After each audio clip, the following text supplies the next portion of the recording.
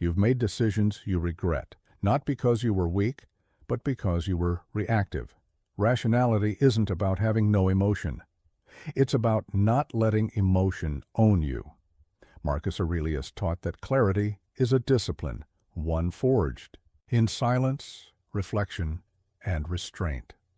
The world will try to pull you into chaos, but the calm mind always wins. When others rush, you pause. When others panic, you think. That's the stoic way, the powerful way, and it's a skill you can train. Subscribe to our channel if you're ready to master your mind, and tell us, where are you watching from? Listen to me carefully. In the theater of human folly, where passion masquerades as wisdom and impulse poses as strength, there exists one sovereign power that rises above all chaos. The calm mind, not the empty mind, not the broken mind. The calm mind, alert, present, unmoved by the storms that drive lesser souls to ruin. I ruled an empire that stretched from Britain to the Euphrates. I commanded legions, decided the fate of nations, held the power of life and death over millions. Yet I tell you this truth: the greatest battles are not fought on distant fields, but in the quiet chambers of your own thinking. Every choice you make echoes first in the silence of your mind before it reverberates through the world. The world will test you. It will present you with urgent crises that demand immediate action. It will offer you shortcuts that promise quick rewards. It will whisper seductive lies about what you need, what you deserve, what you must do right now to be happy, successful, or secure. This is the world's nature, to pull you into its frenzy, to make you dance to its chaotic rhythm. But here's what most people don't understand. The calm mind is not a weakness. It is not hesitation. It is not the luxury of those who have nothing at stake. The calm mind is the sharpest blade in the arsenal of decision. When others stumble, blind through emotional fog, you see clearly. When others exhaust themselves fighting shadows, you strike with precision at what matters. Consider the general who remains steady when enemy armies approach. He does not rage at the sky or curse his circumstances. He observes. He calculates. He weighs his options with the cool precision of marble against marble. His calmness is not indifference, it is mastery. His stillness is not inaction, it is preparation. When he moves with the full force of disciplined thought behind him. This is your inheritance, this capacity for inner quiet amid outer turbulence. But it requires training. Every morning before the world assault begins, you must retreat to that inner citadel where no external force can follow. There, in the sanctuary of your own consciousness, you remind yourself of what truly matters. You separate the essential from the trivial. You remember that most of what disturbs people is not the events themselves, but their judgments about the events. The calm mind sees that anger is a choice, fear is a choice, anxiety is a choice. They are not natural disasters that befall you. They are responses you select. And if you can select them, you can unselect them. You can choose instead the steady flame of reason that burns bright, regardless of what winds blow around it. Practice this daily discipline. When the phone rings with bad news, pause. When someone challenges your ideas, pause.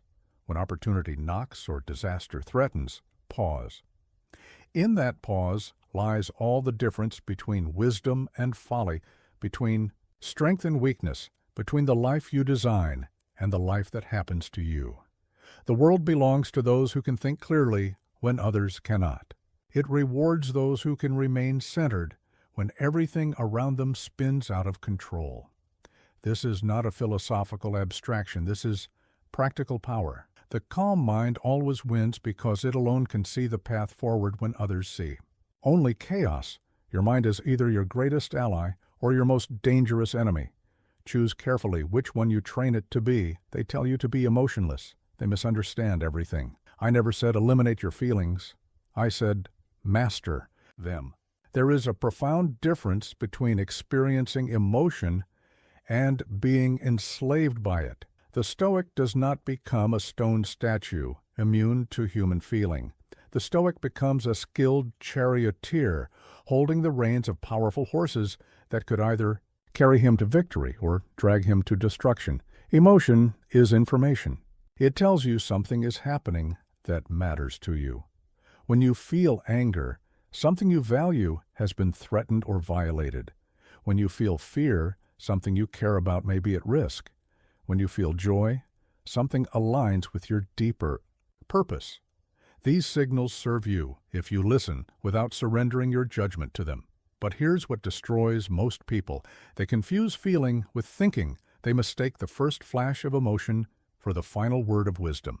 Someone insults them, and they immediately respond from wounded pride. Someone threatens their security, and they immediately act from panicked fear. Someone offers them pleasure, and they immediately move from hungry desire. This is not strength. This is slavery. You are not choosing your response. Your emotions are choosing for you. I learned this lesson in the crucible of empire. Barbarian tribes would raid our borders, and my first impulse was often rage. How dare they challenge Rome? How dare they threaten what we had built? That rage contained useful information. Our sovereignty was being tested. Action was required. But if I had ruled from rage alone, I would have made rash decisions that could have cost thousands of lives and weakened the empire permanently. Instead, I learned to hold the emotion like a report from a trusted scout. I acknowledged its message without letting it command my strategy. Yes, I felt the anger. Yes, I recognized the threat. But then I paused. I considered. I planned. I acted from principle, not from passion. This is the discipline that separates leaders from followers, the wise from the foolish, the free from the enslaved. You feel the emotion fully. You don't suppress it or deny it. But you don't let it think for you. You think for yourself. When someone betrays your trust, feel the hurt. Acknowledge that your vulnerability has been wounded. But don't let that hurt decide your next action. Ask yourself, what response serves your character? What choice aligns with your values? How can you respond in a way that strengthens rather than diminishes you? When opportunity excites you, feel that excitement. Let it inform you that something significant may be at hand. But don't let excitement blind you to necessary caution. Ask yourself, is this truly as good as it appears? What are the hidden costs? What would happen if this opportunity disappeared tomorrow? When loss devastates you, feel that devastation fully. Grief is love with nowhere to go. It honors what mattered to you, but don't let grief convince you that nothing will ever matter. Again, ask yourself, how can this loss teach me? How can this pain deepen my compassion? What would the person or thing I've lost want me to do now? The untrained mind believes it must either feel nothing or feel everything. The trained mind knows there is a third option, feel everything, but think independently. Your emotions are like weather. They will come and go regardless of your preferences, but you are not the weather. You are the captain of the ship that sails through all weather conditions. Practice this distinction daily. When you notice a strong emotion arising, pause and name it. I am feeling angry. Not I am angry. That identifies you with the emotion. I am feeling angry. That maintains the crucial separation between the observer and the observed. Then ask yourself, what is this emotion trying to tell me?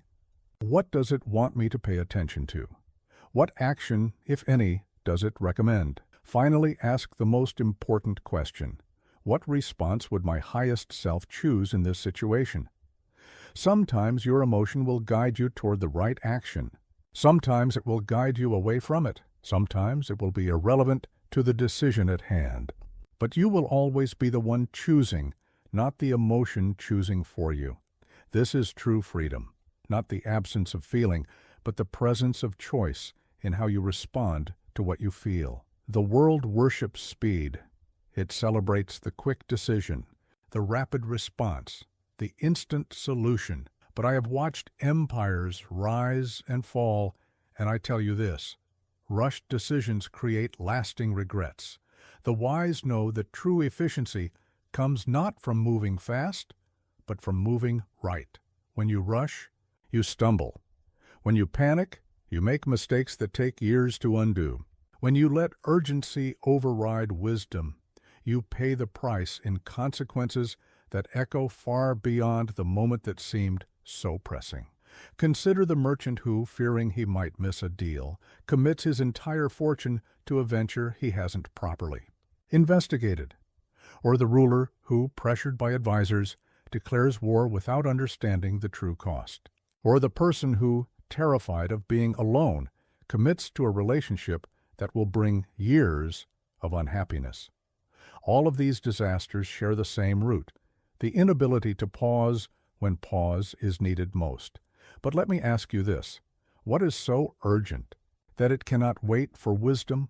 What opportunity is so fleeting that it's worth sacrificing your judgment to seize it? What crisis is so immediate that thoughtful action would be worse than thoughtless reaction? I ruled through plagues, rebellions, and invasions. I faced decisions where delay could cost lives and hesitation could topple the empire. Yet even in the most pressing circumstances, I learned to find the pause, not a long pause, sometimes just a breath, sometimes just a moment to ask the right question, but always the pause. The pause is where wisdom lives. In that space between stimulus and response, you reclaim your power. The world throws something at you, an insult, a threat, a temptation, a crisis, and your first impulse is to react immediately. But impulse is not wisdom. First impulse is rarely your best impulse. In the pause, you remember who you are. You remember what you stand for. You remember that this moment, however urgent it feels, is just one moment in a life composed of thousands of moments. You remember that your response to this challenge will shape not just this situation, but your character for all future situations. Smooth is not slow. Smooth is deliberate. When you move smoothly, you move with intention. Every action serves a purpose. Every word carries weight. Every decision aligns with your deeper understanding of what matters. Watch a master craftsman at work. He does not hurry. He does not waste motion. Each movement is precise, purposeful, elegant. The result is not just efficiency, it is artistry. This is how the wise person approaches decision-making, not rushing toward hasty conclusions, but moving with graceful deliberation toward right action. The greatest leaders in history were not the quickest to decide. They were the most thoughtful in their decisions. They understood that taking time to think is not wasted time. It is invested time. The minutes you spend in reflection can save you years of regret. This does not mean endless delay. Analysis paralysis is just another form of poor decision-making. The wise person knows when they have enough information to act wisely. They gather facts quickly, consider options thoroughly, choose decisively, and then commit fully to their chosen path. Practice the pause. When someone demands an immediate answer, say, "Let me think about that and get back to you." When an opportunity pressures you to decide right now, ask, "What happens if I wait until tomorrow?" When your emotions scream for instant action, whisper to yourself, "Slow is smooth, smooth is wise." Most of what feels urgent isn't urgent. Most of what claims to be a crisis isn't a crisis. Most of what presents itself as a now or never opportunity will come around again in another form. But your reputation for wisdom, once lost through hasty decisions, is difficult to rebuild. The world will try to rush you. It will tell you that speed is strength, that hesitation is weakness, that thinking is a luxury you cannot afford. The world is wrong. Speed without direction is just chaos in motion. Action without wisdom is just expensive mistakes. You have time to think. You have permission to pause. You have the right to consider your options before choosing your path. These are not weaknesses. They are the fundamental requirements of rational decision-making. Move at the speed of wisdom, not the speed of worry. Act with the rhythm of reflection, not the frenzy of fear. This is how you make decisions you can live with, choices you can be proud of, and commitments you can honor. Slow is smooth, smooth is wise, and wise is always right. Every decision echoes. The choice you make today shapes the person you become tomorrow. The action you take this moment creates the circumstances you will face next year. This is not mysticism, this is consequence. And the wise person always considers the consequence before taking the action. Most people live backwards. They act first, then discover what their actions have created. They choose based on immediate desire, then wonder why their lives lack direction. They make decisions to solve today's problems without considering whether those solutions will create tomorrow's disasters. I learned to think forward and backward simultaneously. When faced with any choice, I would ask, where does this path lead? Not just next week or next month, but next decade. If I continue making decisions like this one, what kind of person will I become? What kind of empire will I leave behind? What kind of legacy will survive me? This is not about predicting the future. That is impossible. This is about understanding trajectory.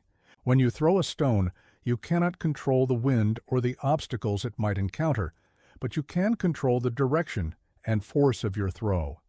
Your decisions are like that throw. You cannot control all variables, but you can aim wisely. Consider the student who chooses entertainment over study. In the moment, this seems like a small decision, a few hours of pleasure versus a few hours of work. But decisions accumulate. The student who consistently chooses ease over effort becomes an adult unprepared for life's demands. The pattern, not the single choice, creates the destiny. Or consider the leader who makes popular decisions instead of right decisions. Each compromise with principle seems minor. Each bend toward expedience appears harmless. But character is not built in moments of crisis, it is revealed in them. The leader who has made 1,000 small compromises will find, when the great test comes, that they have no solid ground left to stand on. Begin with the end in mind. Before you speak, consider how your words will echo. Before you act, consider where your actions will lead. Before you commit, consider what you will become if you honor this commitment, and what you will become if you break it. This requires expanding your sense of time. Most people live in a narrow slice of present experience. They feel pressured by immediate circumstances and reward by immediate gratification. But you're not most people. You have the capacity to stretch your perspective across months, years, decades. Ask yourself, 5 years from now, will I be proud of this decision? 10 years from now, will this choice have contributed to the life I want to be living? On my deathbed, will I be glad I chose this path? These questions have power because they connect your present moment to your ultimate values. They force you to consider not just what you want right now, but what you want your life to mean. They transform decisions from reactions to events into investments in your future self. But here's what most people don't understand. Beginning with the end in mind does not mean trying to control outcomes. Outcomes are largely beyond your control. What you can control is the direction of your effort, the quality of your character, and the consistency of your choices. The general who begins with victory in mind does not focus on controlling the enemy's actions. He focuses on perfecting his own preparation. The builder who begins with the completed structure in mind does not try to control the weather. He focuses on laying each brick properly. The person who begins with wisdom in mind does not try to control life's events. They focus on responding to each event with virtue. This is the paradox of long-term thinking. The more clearly you can see where you want to go, the more attention you can give to taking the next right step. The future goal illuminates the present choice. The distant destination guides the immediate direction. Practice this daily. Before making any significant decision, project yourself forward. Imagine explaining this choice to someone you respect. Imagine looking back on this moment from the perspective of greater wisdom and experience. Imagine the person this decision will help you become. Some choices will feel different when seen through this lens. The shortcut that seemed attractive will reveal its hidden costs. The compromise that seemed reasonable will show its ultimate price. The easy path will display its difficult destination. Your decisions are building something. Every choice is a brick in the structure of your character, a page in the story of your life, a seed in the garden of your legacy. Build consciously, write deliberately, plant with intention, begin with the end in mind, but live fully in the present moment. This is not contradiction. This is wisdom. Here lies the foundation of all rational decision-making, the absolute necessity of distinguishing between what you can control and what you cannot. This is not philosophical theory. This is practical wisdom that will save you years of wasted effort and endless frustration. You cannot control the weather, but you can control your preparation for it. You cannot control other people's choices, but you can control your response to them. You cannot control outcomes, but you can control your effort. You cannot control what happens to you, but you can control what you make of what happens to you. Most human suffering comes from fighting battles that cannot be won because they are not yours to fight. People exhaust themselves trying to control their reputation, their children's choices, their spouse's moods, their employer's decisions, the economy, the government, other people's opinions about them. This is like trying to direct the wind, pointless, impossible, and ultimately destructive to your peace of mind. I ruled an empire, yet I understood that my true power was far more limited than it appeared. I could issue commands, but I could not guarantee they would be followed. I could plan campaigns, but I could not control the weather that affected them. I could choose my advisors, but I could not control their wisdom or loyalty. I could make decisions, but I could not dictate their consequences. What I could control was my own judgment, my own character, my own response to whatever circumstances arose. This was my true realm of power, not the external empire that others could see, but the internal empire that only I could govern. This distinction will transform your decision-making process. Instead of asking, how can I make this work out the way I want? Ask, how can I respond to this situation in a way that reflects my values? Instead of, how can I control this outcome? Ask, how can I control my effort toward this outcome? When you focus on what you cannot control, you become anxious, frustrated, and ineffective. Your energy scatters in 1,000 directions, trying to influence forces beyond your reach. When you focus on what you can control, you become calm, clear, and powerful. Your energy concentrates on the few things where you can actually make a difference. Consider the businessman who worries constantly about market conditions, competitor actions, and economic trends. These concerns consume his mental energy, but offer no productive focus for his efforts. Now consider the businessman who concentrates on providing excellent service, maintaining strong relationships, and continuously improving his skills. He operates in the same market, but with completely different peace of mind and effectiveness. The first businessman is trying to control the ocean. The second is learning to sail. But let me ask you this. Why do people persist in trying to control what they cannot control? Because it feels safer than accepting the limits of their power. It feels more hopeful than focusing on their actual responsibilities. It feels less demanding than doing the hard work of self-improvement. This is an illusion. You are not safer when you worry about things beyond your control. You are weaker.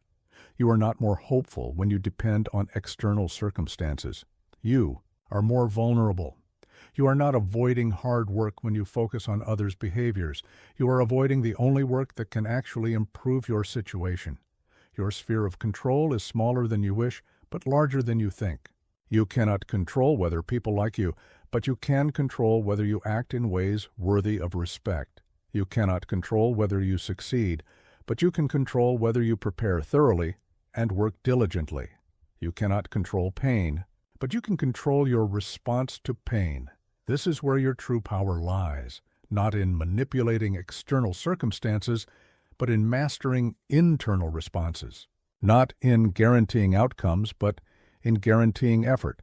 not in controlling others, but in governing yourself. Practice this distinction relentlessly. When you catch yourself worrying, ask, is this something I can actually influence? If yes, channel that concern into productive action. If no, channel it into acceptance and redirect your energy towards something you can influence. When you catch yourself frustrated, ask, am I trying to control something outside my power? If yes, step back and identify what aspect of the situation actually falls within your control. Focus there. When you catch yourself disappointed, ask, was I depending on something I cannot guarantee?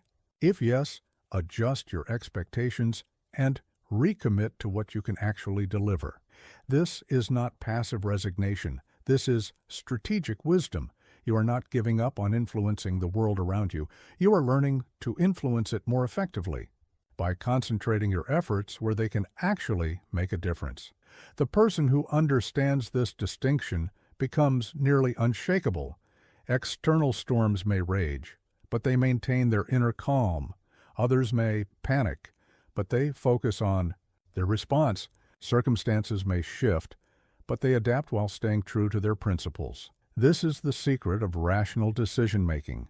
You make choices based on what you can control, not on what you hope to control. You prepare for what you can influence, not for what you wish you could influence. You take responsibility for your part, not for the whole play. Master this distinction, and you master the art of living wisely. When you decide for applause, you lose yourself. When you choose for approval, you surrender your power to people who may not share your values, understand your situation, or want what is best for you. This is the most common form of self-betrayal, sacrificing your inner compass for external validation. I stood before the Roman Senate countless times knowing that my decisions would be scrutinized, criticized, and debated. I could have chosen the popular path, the safe path, the path that would generate the most applause. Instead, I learned to ask a different question. What choice aligns with virtue, regardless of what others will think? This is not about ignoring wise counsel or dismissing valid feedback. A rational person seeks information from multiple sources and considers various perspectives. But there is a crucial difference between gathering input and surrendering judgment. You can listen to everyone without letting anyone else decide for you. The moment you make choices based primarily on what others will think, you become a slave to their opinions. And here's the trap. You can never satisfy everyone. The same decision that earns praise from one group will generate criticism from another. The same action that seems courageous to some will appear foolish to others. You will exhaust yourself trying to please people who cannot be pleased or who will change their minds based on circumstances you cannot predict. Consider the leader who makes decisions based on polling data rather than principle. When the polls shift, the leader shifts. When public opinion changes, their convictions change. They become a weather vane spinning with every wind of popular sentiment. They may maintain their position, but they lose their soul. Or consider the person who chooses a career based on what will impress their parents, friends, or society. They may achieve external success, but they will live with the constant anxiety of maintaining an identity that doesn't truly fit them. They will succeed at becoming someone else's vision of who they should be while failing to become who they actually are. The path of inner peace requires that you develop your own standards of success, your own definition of a life well lived, your own understanding of what matters most. These standards must be rooted in timeless principles, not temporary trends. They must reflect your deepest values, not your surface desires for acceptance. This does not mean becoming arrogant or dismissive of others' perspectives. Humility remains a virtue, but humility does not mean letting others think for you. True humility recognizes that while you may not have all the answers, you are still responsible for your own choices. When you align your decisions with your inner compass rather than external expectations, something remarkable happens. You begin to attract the right kind of attention from the right kind of people. Those who share your values will respect your consistency. Those who understand character will appreciate your integrity. You may lose some relationships, but you will deepen others. More importantly, you will gain something that no amount of external approval can provide: self-respect. You will know that your choices reflect your authentic self, not a performance designed to win applause. You will sleep peacefully because your actions align with your convictions. But here's what most people don't understand. The approval you seek from others is often a projection of the approval you're not giving yourself. When you deeply accept your own worth, when you recognize your own dignity, when you honor your own values, the desperate need for external validation begins to fade. This is practical wisdom, not philosophical luxury. Decisions made for approval are often poor decisions because they prioritize perception over reality, image over substance, short-term popularity over long-term consequences. They are decisions made by someone who is not fully present to their own life because they are too busy performing for an audience. Practice this discipline. Before making any significant choice, ask yourself not, "What will others think?" but, "What will I think of myself?" Not, "Will this gain approval?" but, "Will this gain my own respect?" Not, "Is this what they want?" but, "Is this what wisdom requires?" Listen to advice, but make your own decisions. Consider consequences, but don't be paralyzed by the fear of criticism. Seek feedback, but don't seek permission to be yourself. The person who lives for applause dies when the applause stops. The person who lives for approval becomes desperate when approval is withheld. But the person who lives for inner peace carries their validation with them wherever they go. You cannot control whether others approve of your choices, but you can control whether you approve of them.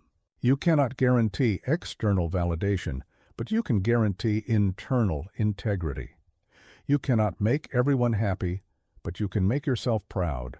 This is the foundation of rational decision-making, choices that honor your character regardless of the crowd's reaction. Inner peace over outer approval, always. Your feelings will lead you astray if you let them. They will tell you that revenge is justice, that comfort is wisdom, that avoiding difficulty is intelligence. They will convince you that what you want in the moment is what you need for your life. They will lie to you with such passion and conviction that you will believe them completely, unless you have trained yourself to recognize their deception. Feelings are not facts. They are responses, often useful responses that contain valuable information, but they are not reliable guides for decision-making. They shift with circumstances, change with mood, and vary with energy levels. What feels absolutely right when you are angry will seem foolish when you are calm. What feels impossible when you are afraid will seem manageable when you are confident. I have felt the burning desire for revenge against those who betrayed Rome. I have felt overwhelming grief at the loss of beloved children. I have felt crushing anxiety about decisions that could affect millions of lives. These feelings were real, powerful, and demanding, but I learned not to let them choose my actions. Principles, on the other hand, remain constant. Justice is always justice, whether you feel generous or resentful. Courage is always courage, whether you feel confident or afraid. Wisdom is always wisdom, whether you feel excited or depressed. Integrity is always integrity, whether you feel understood or misunderstood. This is why the wise person develops a set of core principles and consults them before making important decisions, not instead of considering feelings, but in addition to considering feelings. Your emotions provide data about your values and reactions. Your principles provide guidance about your choices and actions. Consider the parent who must discipline a child. In the moment, they may feel guilty about causing disappointment, angry about repeated misbehavior, or tired from the constant need to correct. If they decide based on these feelings alone, they might either be too harsh or too lenient. But if they consult their principles that children need consistent boundaries, that love sometimes requires difficult conversations, that character development is more important than temporary comfort, they can act wisely regardless of how. They feel or consider the professional offered a lucrative opportunity that requires compromising their ethics. They may feel excited about the money, fearful about missing the chance, or pressured by financial obligations. These feelings are understandable and human, but principles cut through the emotional complexity. Integrity cannot be purchased. Character is more valuable than cash, and a short-term gain that requires long-term shame is not gain at all. Your feelings will tell you stories. They will explain why this situation is different, why this exception is justified, why this compromise is necessary. They will present compelling reasons why your principles should bend just this once. This is where most people lose their way. Not in dramatic moments of obvious choice between good and evil, but in ordinary moments where feelings dress up poor decisions as practical necessities. But principles don't negotiate. They don't make exceptions based on convenience. They don't adjust their requirements based on your mood or circumstances. They are not cruel. They are consistent. They are not rigid. They are reliable. They provide the steady foundation that allows you to make decisions you can live with regardless of how you feel about them afterward. This does not mean ignoring your emotions or treating them as enemies. Emotions contain important information about what matters to you, what threatens you, what excites you, what concerns you. Pay attention to them. Learn from them. But don't let them drive the car. The trained mind uses feelings as advisors, not as commanders. When anger arises, it asks, what value of mine is being threatened? When fear appears, it asks, what am I trying to protect? When desire burns, it asks, what am I hoping to gain? Then it consults principles to determine the whys. Response: practice this daily discipline. When facing any choice, first acknowledge what you feel about the situation. Name the emotions. Recognize their intensity. Understand their source. Then ask, what do my principles say about this situation? What would integrity require? What would courage demand? What would wisdom counsel? Sometimes your feelings and your principles will align perfectly. When they do, act with confidence. Sometimes they will conflict dramatically. When they do, choose principles over feelings. Always. The person who follows feelings as their primary guide will live a chaotic life, driven by circumstances and moods. The person who follows principles as their primary guide will live a coherent life, directed by values and character. Feelings are the weather of consciousness. They come and go, shift and change, sometimes pleasant and sometimes stormy. But principles are the compass of character. They point consistently toward true north, regardless of the weather around them. Trust the compass, not the weather. Your future self will thank you for the consistency, and your present self will benefit from the clarity. Feelings lie with great conviction, but principles tell the truth with quiet reliability. Choose truth. Choose principles. Choose the steady path over the emotional path every time. Decision-making is not an event. It is a discipline. You do not suddenly become wise in moments of crisis. You become wise through daily practice, through small choices that build the mental muscles required for large choices. Discernment is like physical strength. It must be developed through consistent exercise, or it will atrophy when you need it most. Every morning, I would spend time in reflection before the demands of empire began. Not because I had leisure, but because I understood that a few minutes of morning clarity could prevent hours of afternoon confusion. I would review my principles, consider my priorities, and prepare my mind for the decisions that lay ahead. This was not luxury. This was necessity. The untrained mind makes decisions reactively, responding to whatever pressure is loudest or whatever emotion is strongest. The trained mind makes decisions deliberately, consulting wisdom before acting, considering consequences before committing, aligning choices with character before engaging with circumstances. This training begins with small decisions. How you wake up, what you eat, how you speak to people, how you respond to minor frustrations. These seem insignificant, but they are the building blocks of your decision-making capacity. Each small choice either strengthens or weakens your ability to choose wisely when larger stakes are involved. Consider the person who consistently chooses the snooze button over rising immediately. This seems like a minor preference, but it is actually training in choosing immediate comfort over long-term benefit. It is practice in letting feelings override commitments. It is rehearsal for the larger moments when discipline will be required, or consider the person who consistently speaks kindly to people they don't need anything from.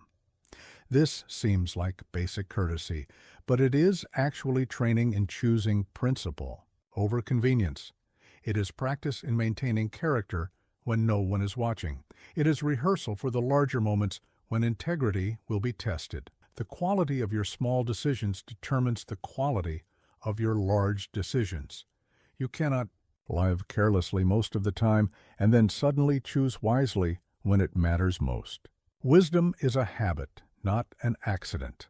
Develop daily practices that strengthen your discernment. Begin each day by asking, what kind of person do I want to be today? What values will guide my actions? What principles will I consult when I face difficult choices?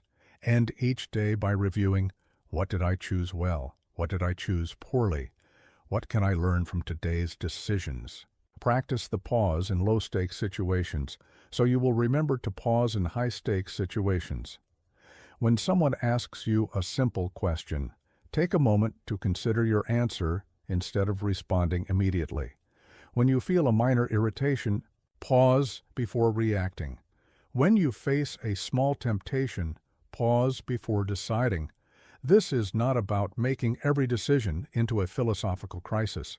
Most choices are straightforward and require no deep analysis, but the practice of pausing, considering, and choosing deliberately needs to become automatic. You are training your mind to default to thoughtfulness instead of defaulting to reactivity. Read wisdom literature regularly, not for entertainment, but for training. The thoughts of great minds throughout history become part of your mental toolkit. When you face challenging decisions, you will have access to insights that transcend your immediate perspective and limited experience. Seek out difficult conversations and challenging situations. Most people avoid discomfort, but discomfort is where discernment is developed. When you must navigate complexity, weigh competing values, and choose between imperfect options, you are developing the mental strength required for leadership in your own life. Study your own patterns of decision-making. When do you choose wisely? When do you choose poorly? What circumstances make you more likely to act from principle? What circumstances make you more likely to act from impulse? This self-knowledge allows you to create conditions that support good decisions and avoid conditions that promote poor ones. Practice delayed gratification regularly. Choose the harder workout over the easier one. Choose the more challenging book over the more entertaining one. Choose the more difficult conversation over the more comfortable one. This trains your ability to choose long-term benefit over short-term pleasure, which is essential for rational decision-making. But here's what most people don't understand. These daily practices do not guarantee that you will never make mistakes. They guarantee that you will make fewer mistakes, recover from mistakes more quickly, and learn from mistakes more effectively. They build resilience, not perfection. The person who practices discernment daily becomes like a skilled athlete. They perform better under pressure because they have trained under pressure. They make better decisions in crisis because they have practiced good decision-making in calm. They remain centered in chaos because they have cultivated centeredness in peace. This is not about living a rigid, joyless life. This is about developing the capacity to choose joy wisely, to pursue pleasure consciously, to embrace spontaneity from a foundation of stability. True freedom comes not from eliminating all constraints, but from choosing your constraints wisely. Make discernment your daily practice. Your future self will inherit the benefits of your present discipline. Better questions lead to better decisions. The quality of your thinking is determined by the quality of your questions. Most people ask poor questions and wonder why they get poor answers. They ask, how can I avoid this difficulty, instead of how can I grow through this difficulty? They ask, what will make me happy right now, instead of what will make me proud later. They ask, how can I get what I want, instead of what do I actually need? The questions you ask determine the direction of your mind. They focus your attention, shape your priorities, and influence your conclusions. If you ask small questions, you will get small answers. If you ask the wrong questions, you will solve the wrong problems. If you ask wise questions, you will develop wise solutions. When facing any decision, I learned to ask a series of questions that would illuminate the path forward. Not all questions are equally valuable. Some lead toward confusion, others toward clarity. Some promote anxiety, others promote peace. Some encourage selfishness, others encourage wisdom. Here are the questions that will serve you well. What would virtue require in this situation? This question connects your decision to timeless principles rather than temporary circumstances. It asks not what is convenient or popular, but what is right. It elevates your choice from personal preference to moral principle. What would my best self do? This question calls forth your highest potential rather than your current limitations. It asks you to stretch toward who you could become rather than settle for who you have been. It challenges you to grow through your choices. How will I feel about this decision 1 year from now? This question extends your time horizon beyond immediate gratification to longer-term satisfaction. It helps you distinguish between choices that feel good now and choices that will serve you well over time. What am I trying to control that I cannot actually control? This question helps you focus your energy where it can be effective, rather than where it will be wasted. It separates what you can influence from what you must accept. What is this situation trying to teach me? This question transforms obstacles into opportunities for growth. It shifts your focus from what is happening to you to what you can learn. From what is happening to you, am I acting from fear or from wisdom? This question helps you distinguish between choices made from anxiety and choices made from understanding. Fear often disguises itself as prudence, but true prudence comes from clear thinking, not from emotional reactivity. What kind of person will this choice help me become? This question connects individual decisions to character development. It recognizes that every choice is not just solving a problem, but building a person, you. If everyone made this same choice, what kind of world would we have? This question tests the universality of your decision. It asks whether your choice reflects principles you would want others to follow. What am I assuming that might not be true? This question challenges your certainties and opens your mind to new information. It guards against the arrogance that leads to poor decisions. What would I advise someone I care about in this same situation? This question helps you step outside your own emotional involvement and see the situation more objectively. It accesses your wisdom rather than your anxieties. But here's what most people don't understand.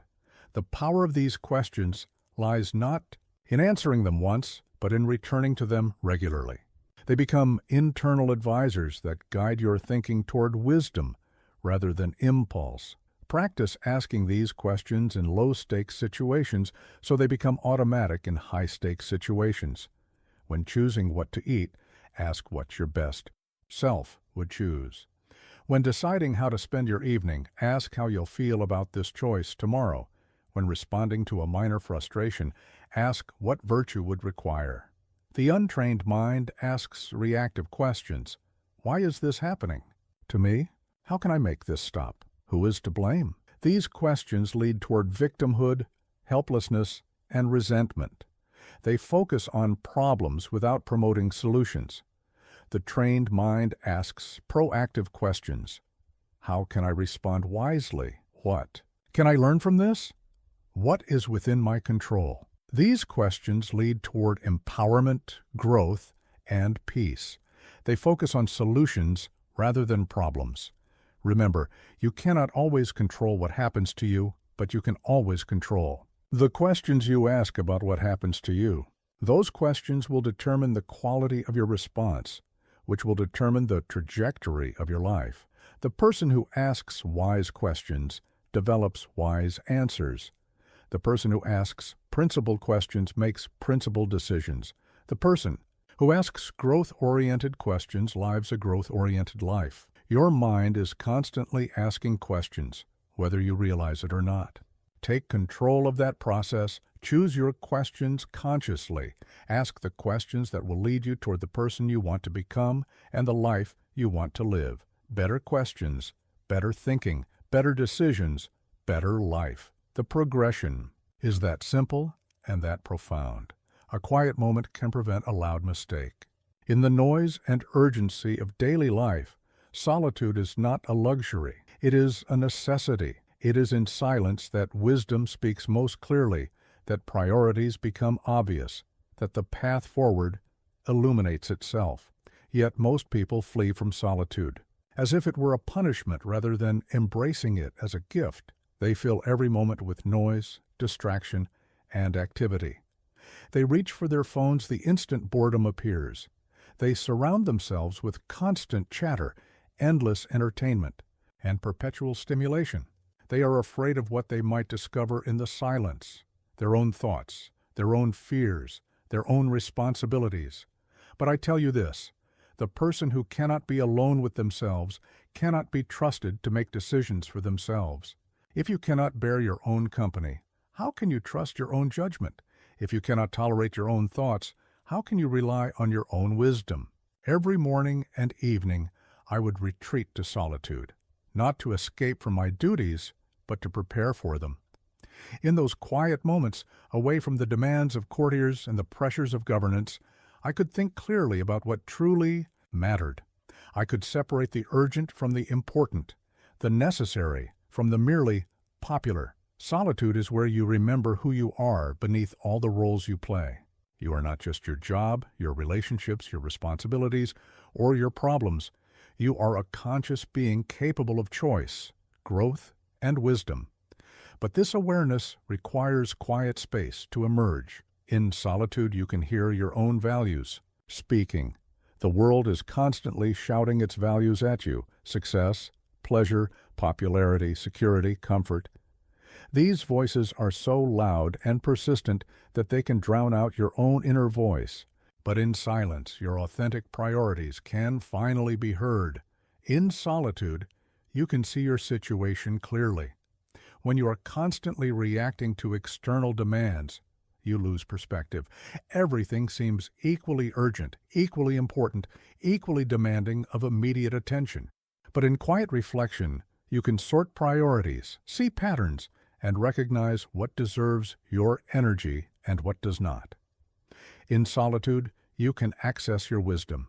You have more insight than you realize, more understanding than you credit yourself, with more capacity for good judgment than you typically demonstrate. But this wisdom is often buried under layers of anxiety, distraction, and external pressure. Solitude excavates it. This is not about lengthy meditation retreats or hours of philosophical contemplation. This is about creating brief but consistent moments of quietness in your daily routine. 5 minutes of silence before making an important decision. A quiet walk before responding to a difficult email. A moment of stillness before entering a challenging conversation. Practice this discipline before making any significant choice. Create space for solitude. Turn off the devices. Step away from the opinions and advice of others. Sit quietly with your own thoughts. Let the urgency settle. Let the anxiety quiet. Let your deeper wisdom emerge. In that space, ask yourself the questions that matter. What is really at stake here? What are my options? What would my best self choose? What aligns with my values? What serves my long-term well-being? What honors my character? You will be amazed at what becomes clear when you create space for clarity. Solutions will emerge that were invisible in the chaos. Priorities will organize themselves naturally. The right path will often become obvious once you stop running long enough to see where you are going. But here's what most people don't understand. Solitude is not the same as isolation.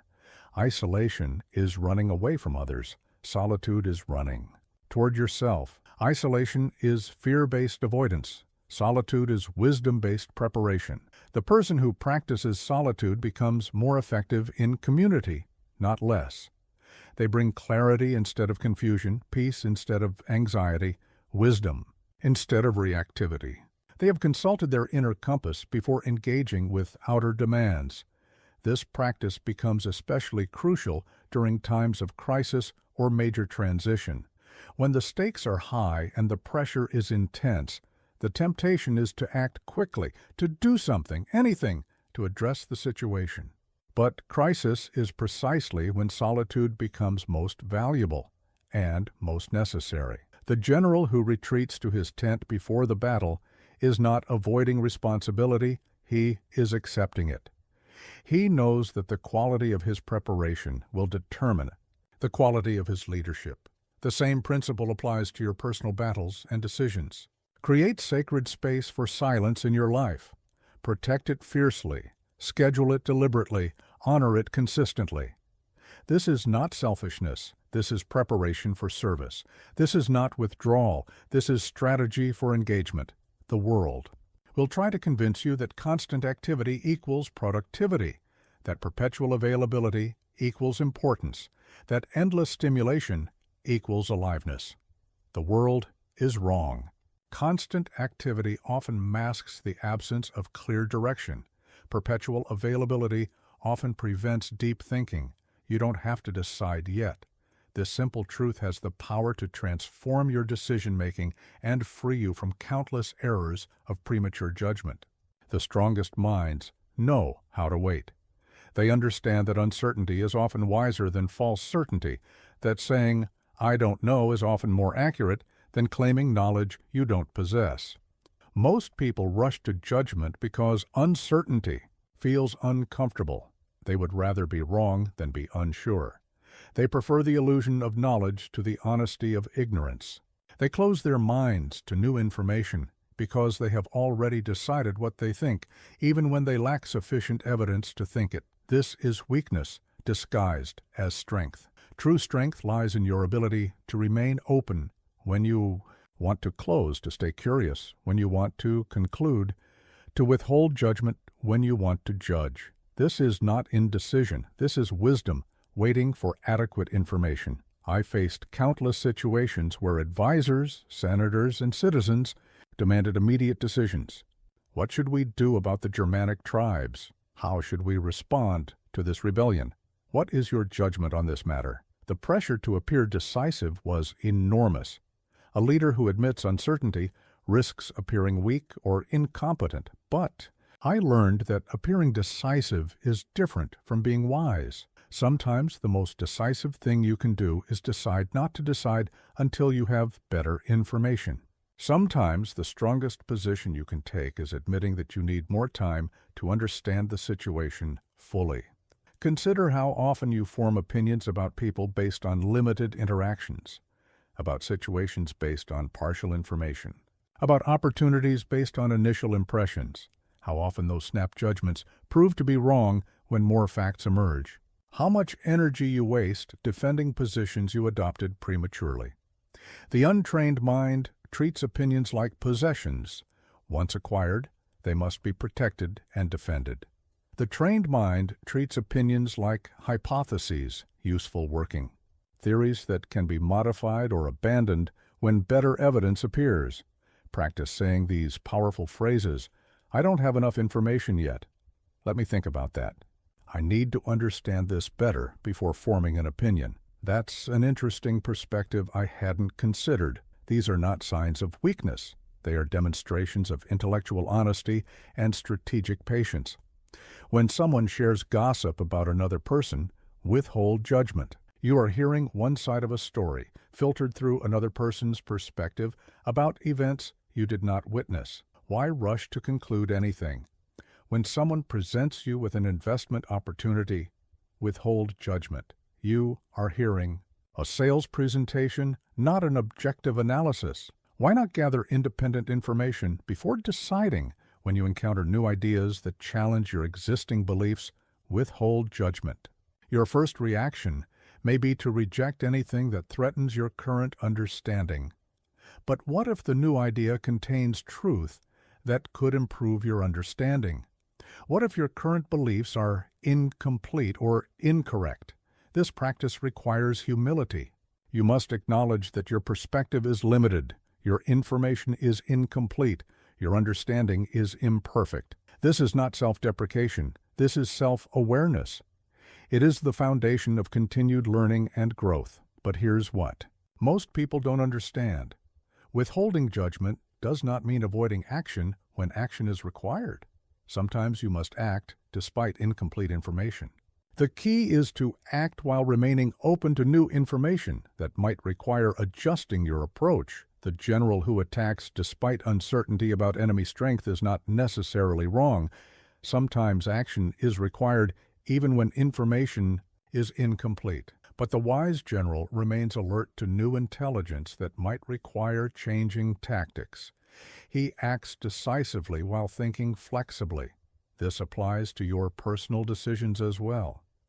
You may need to choose a career path before you fully understand all your options. You may need to commit to a relationship before you know everything about the other person. You may need to make an investment before you have perfect information about its prospects. The wisdom lies not in waiting for certainty that rarely comes, but in acting while remaining open to course corrections. Make the best decision you can with the information you have, but don't close your mind to new information that might require new decisions. Practice intellectual humility daily. When you catch yourself forming strong opinions quickly, pause and ask, what don't I know about this situation? What assumptions am I making? What other perspectives might be valid? What additional information might change my thinking? This practice will save you from the exhausting cycle of defending positions you adopted hastily. It will protect you from the embarrassment of being loudly wrong about things you could have understood better with patience. It will open you to learning and growth that closed minds cannot access. The person who masters the art of withholding judgment becomes a more effective leader, a better friend, a wiser advisor. They make fewer mistakes because they take time to understand before acting. They build stronger relationships because they listen before concluding. They continue growing because they remain open to new truth. Certainty is overrated. Curiosity is undervalued. The power to say, I don't know yet, may be the most valuable skill you can develop. Pride corrupts judgment. Humility sharpens it. When your ego becomes involved in decision-making, you stop seeking truth and start seeking validation. You stop asking, what is right, and start asking, how can I be right? You stop solving problems and start protecting your image of yourself as someone who doesn't have problems. The ego is not inherently evil, but it is inherently self-interested. It wants to look good, feel important, and be right. These desires, while natural, can lead you away from wise choices toward self-serving choices. When you must choose between admitting error and defending your position, ego chooses defense. When you must choose between learning something new and maintaining your sense of superiority, ego chooses superiority. I learned this lesson through painful experience. Early in my reign, I would sometimes make decisions based on how they would reflect on my competence rather than on what would best serve the empire. I would resist changing course when new information emerged because changing course might suggest my original decision was wrong. I would dismiss advice that challenged my thinking because accepting it might imply I needed instruction. This was foolishness masquerading as strength. True strength lies in your ability to separate your worth as a person from the quality of any single decision. You are not your choices. You are the one who makes choices. You can make a poor decision without being a poor person. You can admit error without admitting worthlessness. When ego drives decision-making, you become invested. in outcomes you cannot control. You need your choices to work out perfectly to maintain your self-image as someone who makes perfect choices. This creates anxiety, defensiveness, and resistance to necessary adjustments. But when you remove ego from the equation, you become free to make decisions based purely on their merits. You can choose the option that serves your goals rather than the option that protects your pride. You can change direction when circumstances change without experiencing it as personal failure. Consider the business leader who refuses to admit that a strategy isn't working because admitting failure would damage their reputation. They continue pouring resources into a failing approach rather than cutting losses and trying something new. Their ego costs their organization money, time, and opportunities. Or consider the person who won't apologize for a mistake because apologizing would require admitting they were wrong.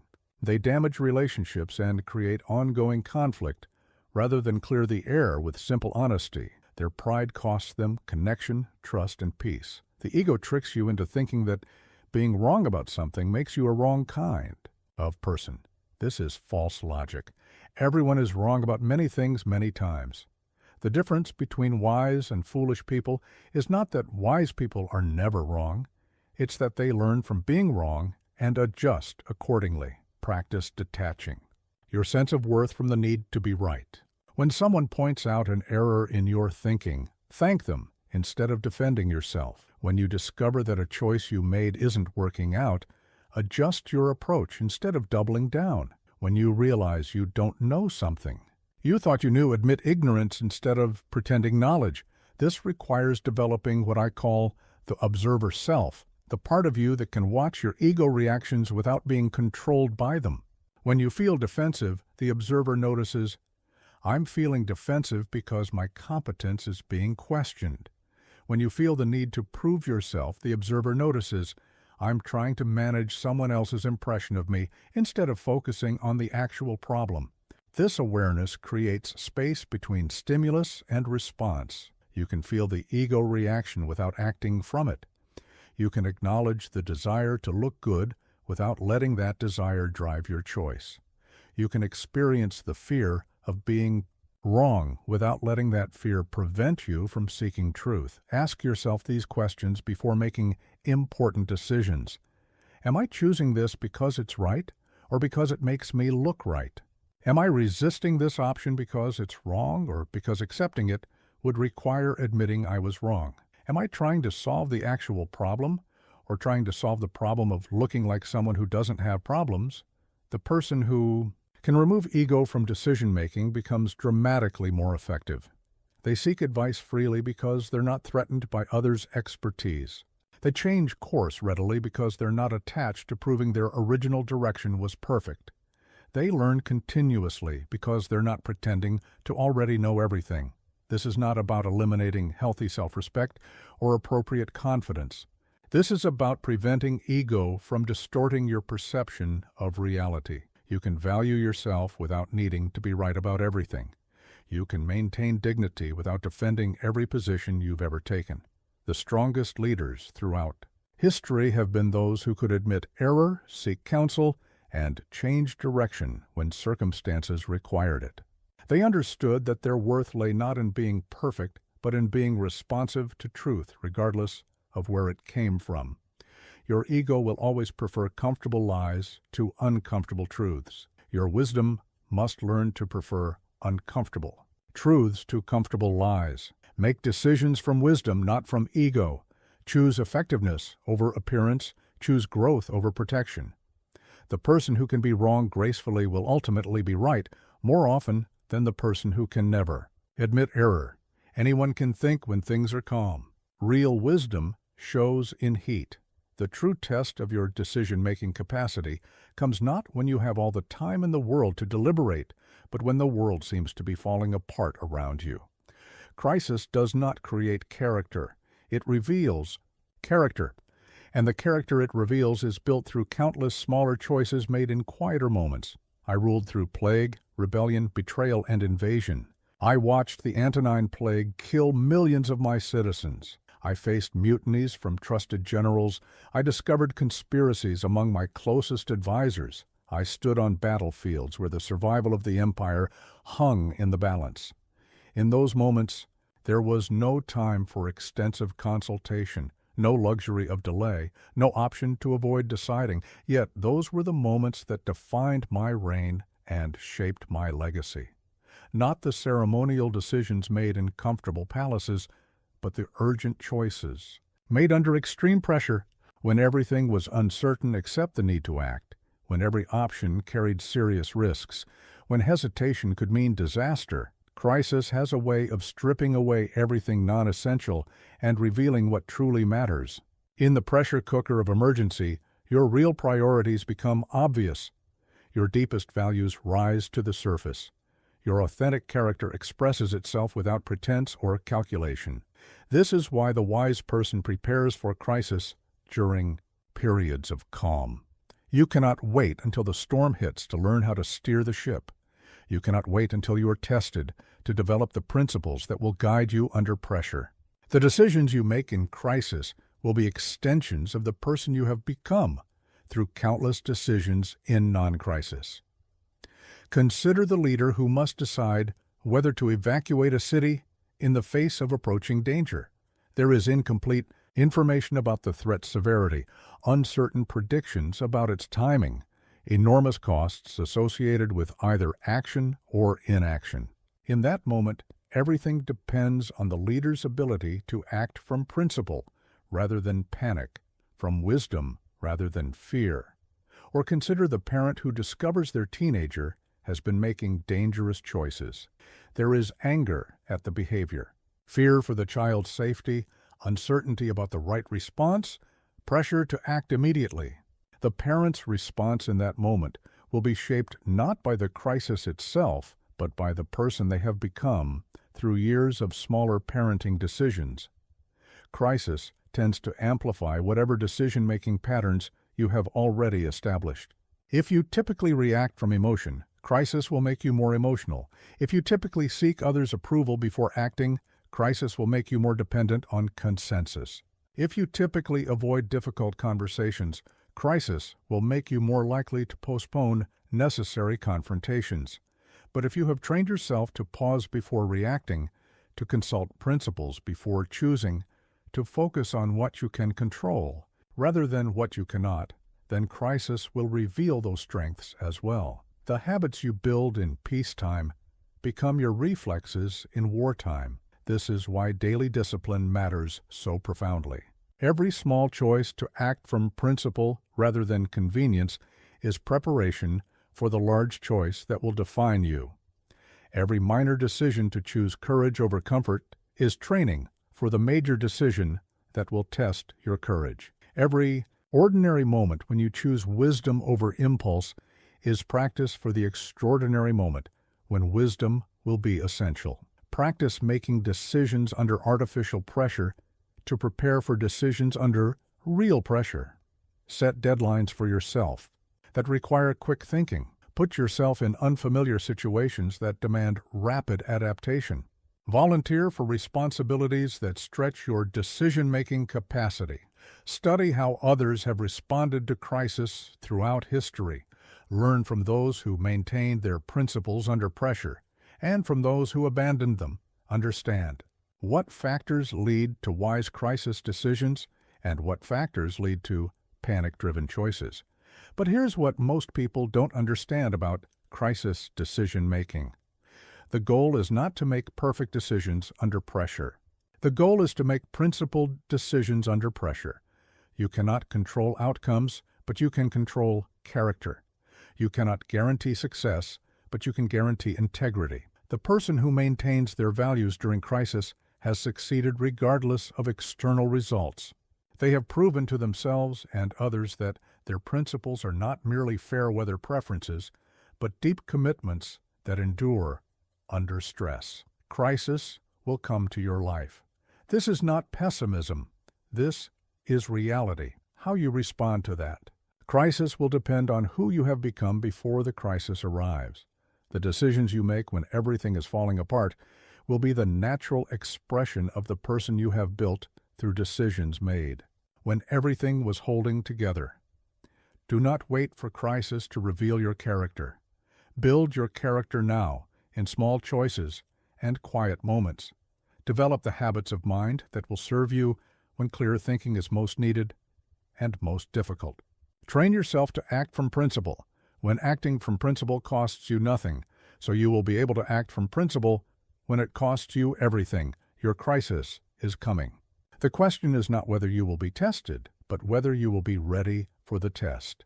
The time to prepare is now, when preparation is possible. The time to decide who you want to be is before circumstances force you to discover who you are. Reaction is the default. Response is the discipline. Between what happens to you and what you do about it lies the most important space in human experience, the space where you choose your response. Most people collapse this space into nothing, moving instantly from stimulus to action without thought, without pause, without choice. But the wise person expands this space, creating room for wisdom to operate. The difference between reaction and response is the difference between slavery and freedom. When you react, you are controlled by circumstances. When you respond, you control your participation in circumstances. The reactive person is like a pinball, bouncing off whatever they encounter. The responsive person is like a ship with a compass, maintaining direction regardless of wind and weather. Every day, life presents you with provocations designed to trigger automatic reactions. Someone cuts you off in traffic. A colleague takes credit for your work. Your child refuses to follow instructions. A friend cancels plans at the last minute. Your first impulse is to react immediately, with anger, with hurt, with frustration, with whatever emotion the situation provokes. This impulse is natural and understandable, but it is not inevitable. Between the provocation and your action lies a space of choice. In that space you can ask, what response would serve me best here? What reaction would reflect my values? How can I handle this situation in a way that moves me toward my goals rather than away from them? I learned this lesson through necessity. As emperor, every reaction was public, every emotional outburst was recorded, every loss of composure became part of history. I could not afford to be reactive because my reactions affected millions of people. But the deeper truth is that you cannot afford to be reactive either, because your reactions affect the most important person in your life, you. Every time you react from impulse rather than respond from choice, you strengthen the pattern of reactivity. You train yourself to be at the mercy of whatever happens to you. You practice being controlled by circumstances rather than controlling your participation in circumstances. But every time you pause between stimulus and response, you strengthen your capacity for choice. You train yourself to act from principle rather than impulse. You practice being the author of your own experience rather than the victim of external events. This is not about suppressing natural emotions or pretending not to feel what you feel. This is about creating space between feeling and action so that feeling can inform your response without controlling it. You can feel angry without acting angrily. You can feel hurt without striking back. You can feel frustrated without losing your composure. The practice begins with recognition. Learn to notice when you are being triggered. Feel the surge of emotion that wants to drive immediate action. Recognize the impulse to react without thinking. This awareness is the first step toward freedom. You cannot choose differently until you realize you are choosing. Then practice the pause. It doesn't need to be long. Sometimes a single breath is enough. In that pause, ask yourself, what is my goal in this situation? What response would move me toward that goal? What would my best self do here?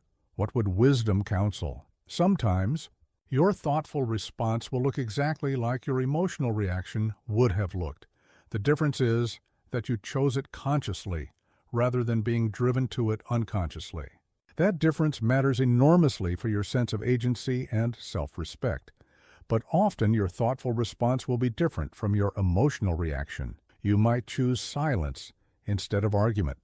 You might choose curiosity instead of defensiveness. You might choose compassion instead of criticism. You might choose strategic patience instead of immediate satisfaction. Consider the manager whose authority is challenged in a public meeting. The reactive response is to defend themselves immediately, to assert their position, to put the challenger in their place. But the responsive approach might be to ask questions, to genuinely consider whether the challenge has merit, to thank the person for raising the issue and suggest discussing it further in private. Or consider the parent whose teenager comes home past curfew with an attitude. The reactive response is to match the attitude with discipline, to escalate the confrontation, to assert parental authority through anger. But the responsive approach might be to stay calm, to find out what happened, to address the behavior without attacking the person. The reactive person lives at the mercy of other people's behaviors and external circumstances. Their mood depends on how others treat them. Their peace depends on whether things go according to plan. Their day is shaped by whatever happens to them. The responsive person maintains their emotional equilibrium regardless of external circumstances. They choose their mood based on their values, not on others' actions. They maintain their peace by focusing on what they can control. They shape their day through conscious choices rather than automatic reactions. This is not easy. The reactive pattern is deeply ingrained in most people. It takes practice to consistently pause before responding. It requires discipline to choose your response when your emotions are demanding immediate action. But it is perhaps the most important skill you can develop for living wisely. Start small. Practice pausing before responding to minor irritations. Notice your emotional reactions without immediately acting on them. Choose your words more carefully in casual conversations. The skills you develop in low-stakes situations will be available to you in high-stakes situations. Don't react. Respond. Choose your actions consciously rather than being driven to them unconsciously. This is the foundation of personal freedom and the beginning of wisdom. If it won't matter in 5 years, don't let it decide the next 5 minutes. Most human misery comes from treating temporary problems as permanent crises and permanent principles as temporary conveniences.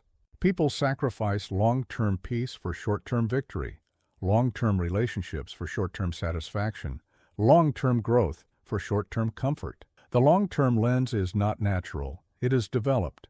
Our minds are wired for immediate survival, immediate gratification, immediate response to immediate threats.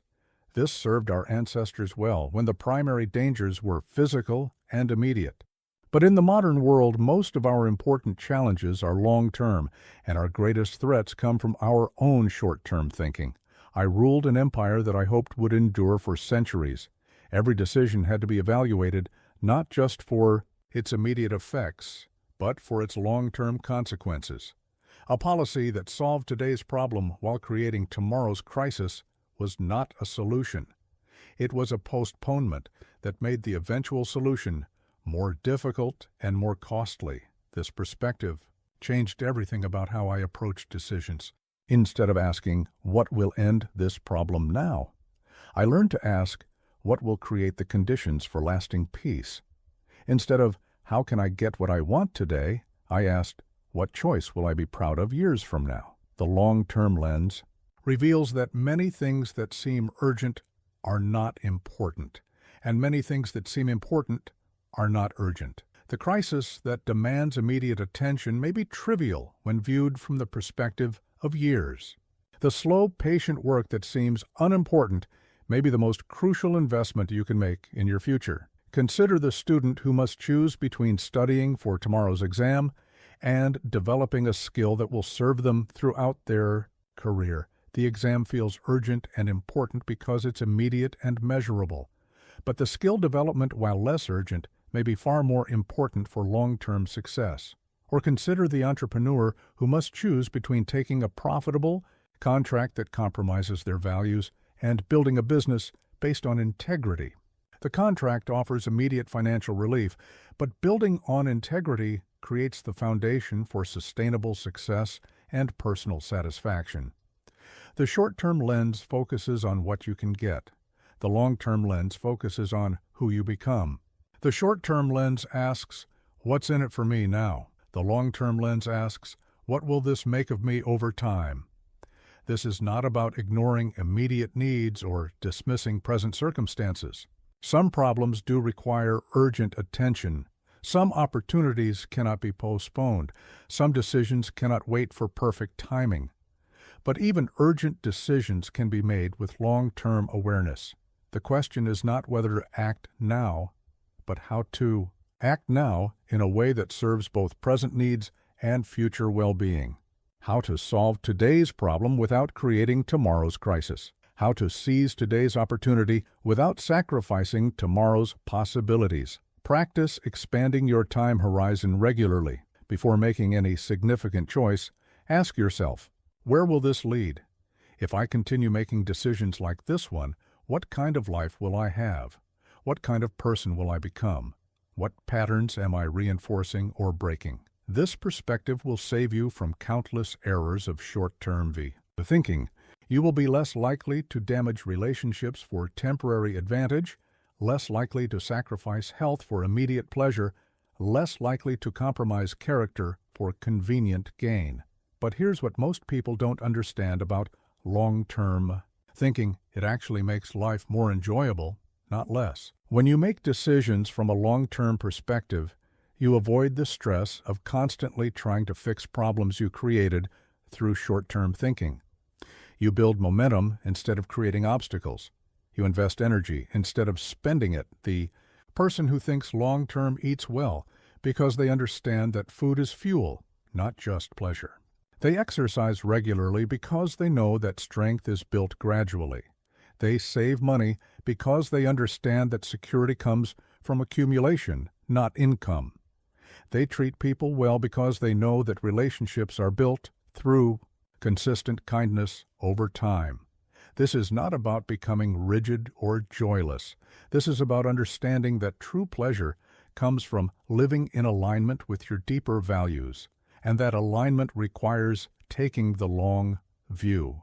The short-term pleasure that contradicts your long-term goals ultimately creates more pain than joy. The long-term lens also provides comfort during difficult periods. When you can see beyond present circumstances to future possibilities, you can endure temporary hardship with greater peace.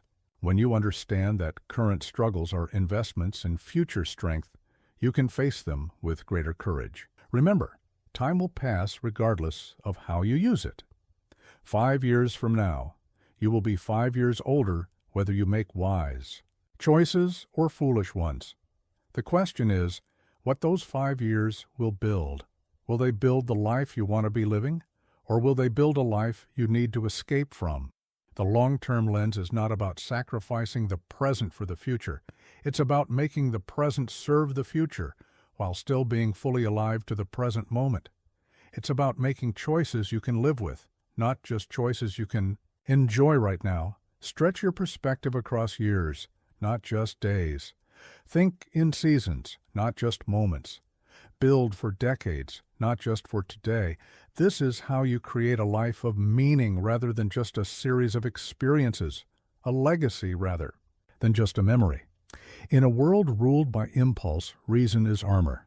It protects you from the chaos of unthinking reaction, the damage of emotional decisions, and the regret of choices made in haste. While others are swept away by the currents of feeling and circumstance, reason keeps you anchored to what is true, what is wise, and what is right.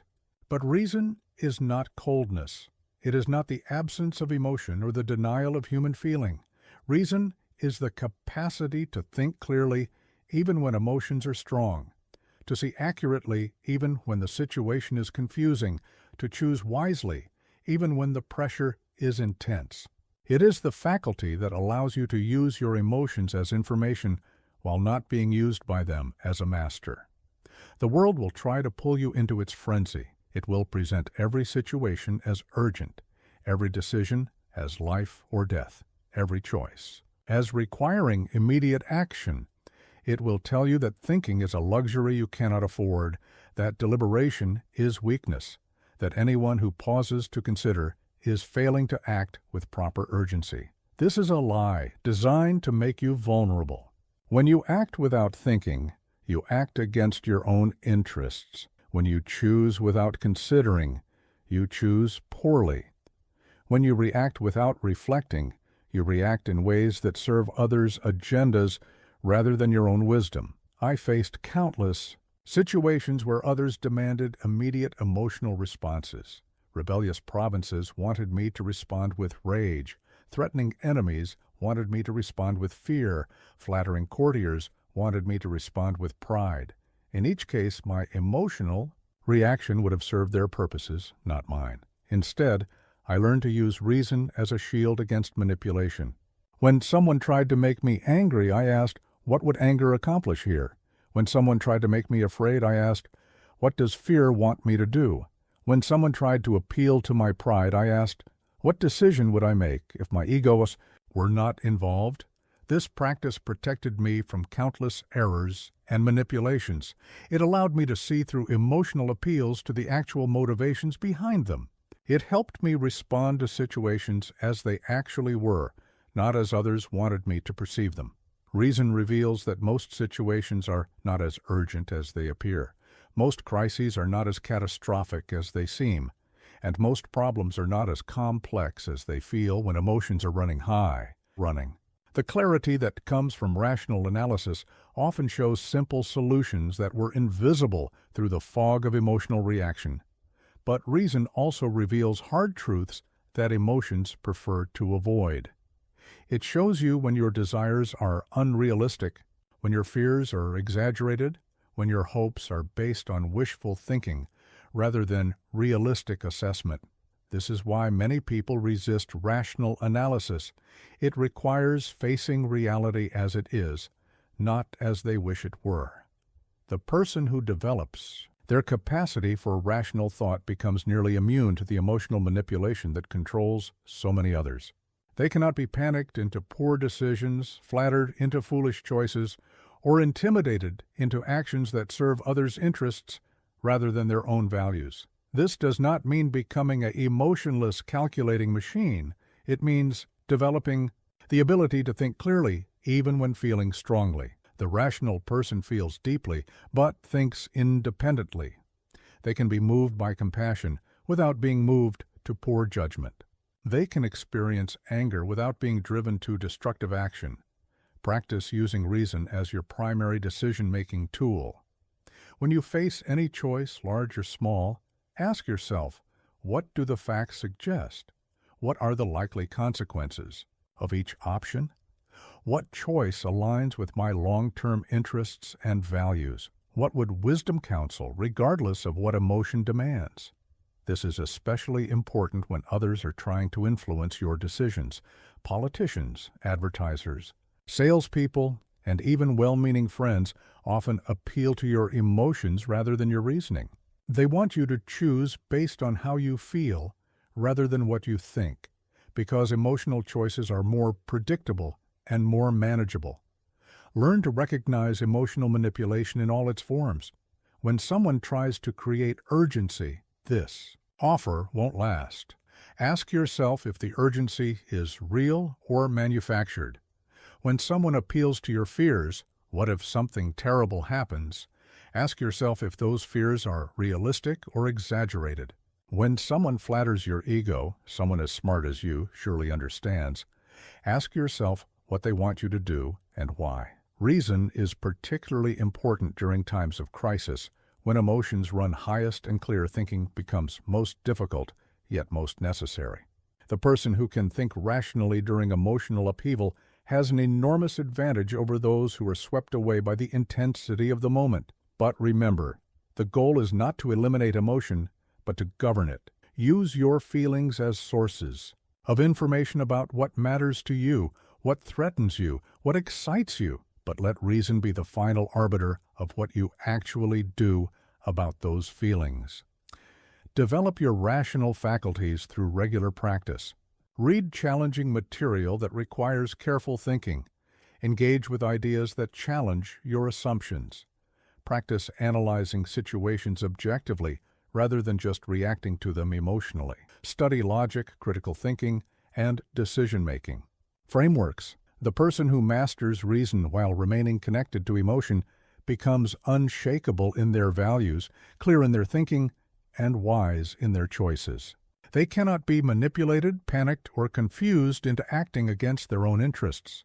They become the author of their own experience rather than the victim of others' emotional manipulation. In a world of increasing chaos and manipulation, reason is not just useful, it is essential. It is your protection against a world that profits from your poor decisions and benefits from your emotional reactivity. Develop it, trust it, and use it as your shield against the forces that would use your own feelings against you. Often, you already know what to do, you just resist it. The right choice is usually obvious. It's the courage to make it that's difficult. Most moral dilemmas are not intellectual puzzles requiring complex analysis. They are tests of whether you will do what you know is right when doing right cost you something you want to keep. The easy wrong whispers seductively. It offers immediate relief, quick solutions, comfortable compromises. It promises that one will know that everyone does it, that just this once won't matter. It presents compelling reasons why the rules don't apply to your particular situation, why your circumstances justify an exception, why pragmatism should override principle. The hard right stands silent. It makes no promises except one, that you will be able to live with yourself afterward. It offers no guarantees except the knowledge that you acted from character rather than convenience. It provides no rewards except the preservation of your integrity and the strengthening of your moral muscle. I faced this choice countless times as emperor. The easy wrong was to tell people what they wanted to hear, to make decisions that were popular rather than principled, to choose short-term peace over long-term justice. The hard right was to speak truth to power, to make unpopular decisions that served the greater good, to endure criticism for choices that aligned with virtue. Every time I chose the easy wrong, I weakened myself. Every time I chose the hard right, I strengthened myself. This was not immediate. Sometimes the consequences were reversed in the short term. But over time, the pattern became clear. Character is built or eroded by these daily choices between comfort and courage. The most dangerous lies are the ones we tell ourselves about why we cannot do what we know is right. We rationalize, we excuse, we explain away our compromises, we convince ourselves that circumstances require flexibility, that principles must bend to practicality, that good people sometimes must do questionable things for justifiable reasons. But deep down, beneath all the sophisticated reasoning, you know the difference between right and wrong. Your conscience speaks before your rationalization begins. Your first instinct, before you start analyzing and explaining, usually points toward truth. The question is whether you will listen to that voice or drown it out with clever arguments. Consider the employee who discovers financial irregularities at their company. The easy wrong is to stay quiet, keep their job, avoid the complications of whistleblowing. The hard right is to report what they found, knowing it may cost them their position and create professional difficulties. They know what they should do. The struggle is finding the courage to do it, or consider the friend who knows their close companion is being unfaithful to their spouse. The easy wrong is to mind their own business, avoid awkward conversations, maintain comfortable relationships. The hard right is to speak honestly, knowing it may end friendships and create painful conflicts. They know what integrity requires. The challenge is paying the price for it. The hard right is hard precisely because it costs something you value. If it were easy, everyone would choose it. The fact that it requires sacrifice, that it demands courage, that it asks you to give up something you want. This is not a design flaw. This is the point. Character is built through choices that require character. Every time you choose the hard right, you prove to yourself that your principles are more than pretty words. You demonstrate that your values are strong enough to survive contact with conflicting desires. You build the inner strength that will be available to you when even harder choices arise. But every time you choose the easy wrong, you weaken your moral foundation. You teach yourself that principles are negotiable, that integrity has a price, that character is less important than comfort. You make it easier to compromise next time because you've proven to yourself that you're the kind of person who compromises. This is why small choices matter so much. The person who lies about little things will lie about big things.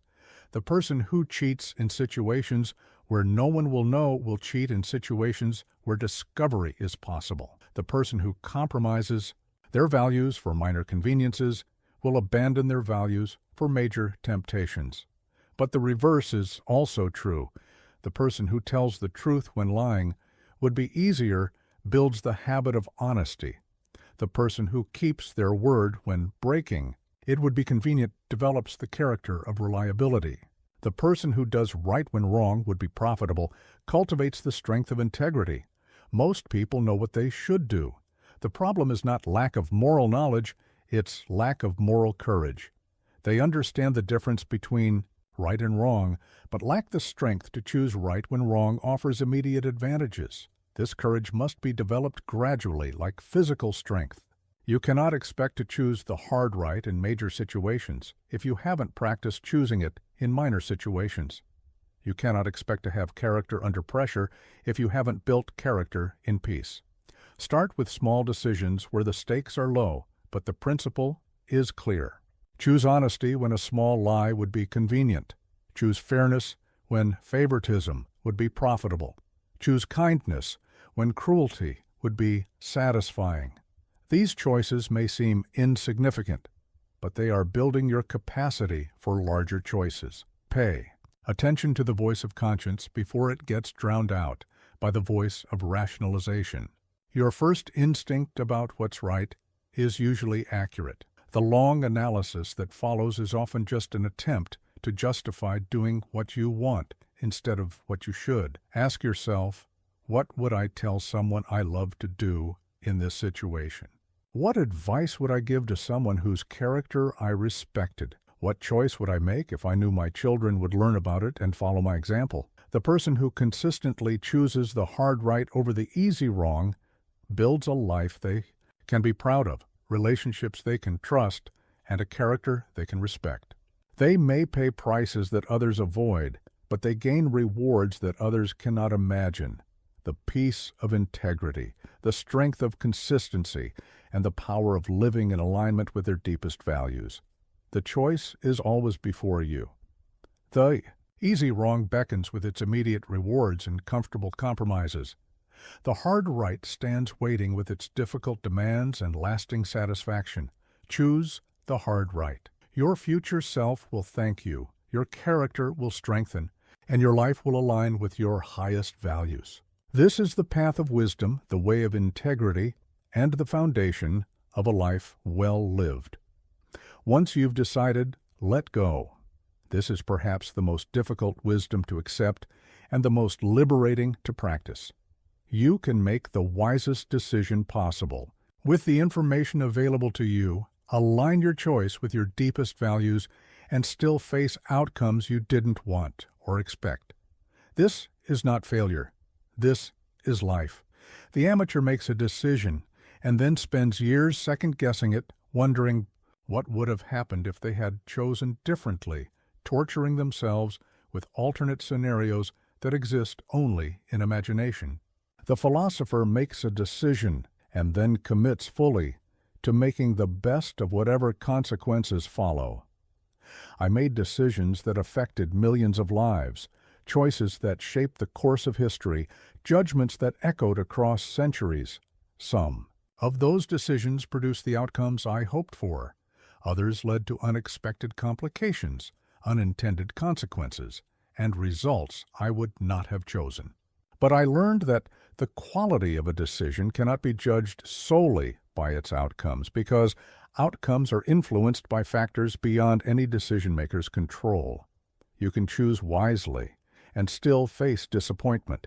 You can act with virtue and still encounter opposition. You can make principled decisions and still experience loss. This is not evidence that wisdom is worthless or the principles don't matter. This is evidence that you live in a complex world where multiple forces interact in ways no one can fully predict or control. The Stoic understands that you are responsible for your choices, not for all their consequences. You are accountable for the quality of your decision-making process, not for every result that flows from your decisions. You can control your preparation, your principles, and your effort.